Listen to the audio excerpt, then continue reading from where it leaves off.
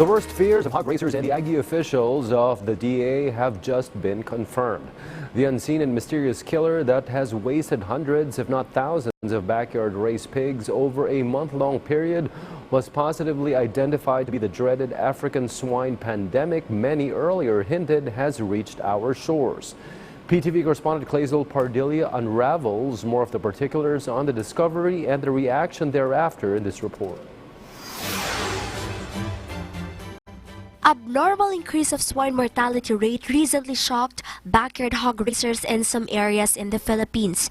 After less than a month of laboratory tests in Europe, the Department of Agriculture has now confirmed the mysterious disease that hit backyard farmers. This test called polymerase chain reaction test.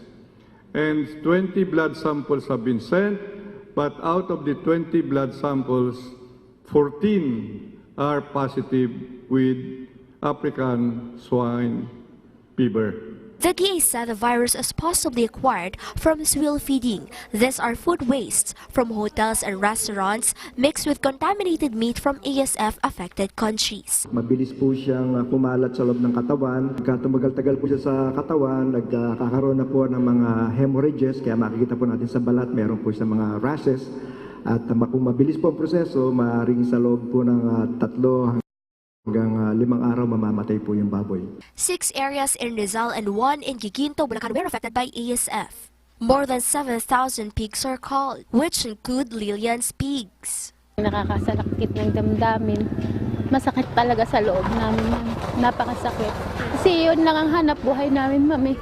Yun lang paparas sa mga anak namin. The DA has paid 3,000 pesos for each pig to stop the spread of virus. The agency also promised to give free piglets and livelihood programs. Agriculture Secretary William Dor said the situation is under control. Additional tests will be conducted to ensure that Ground Zero is safe. All the samples coming from Ground Zeros are all now negative. Meanwhile, sales of pork meat products in Antipolo has dropped. Tumumal.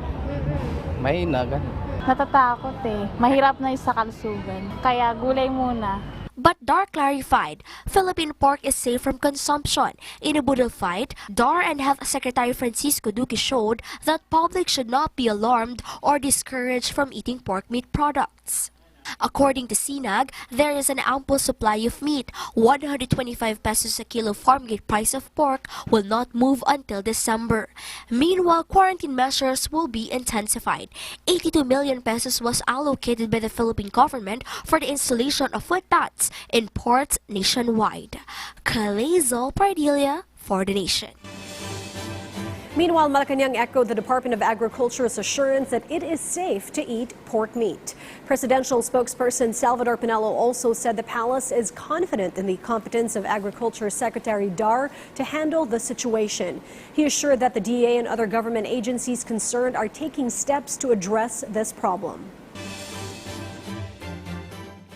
To be transparent. All agencies of the government and departments are expected to be transparent on their activities. Now, with respect to that, I'm sure the DA knew only of the affected areas at the time that they released the report.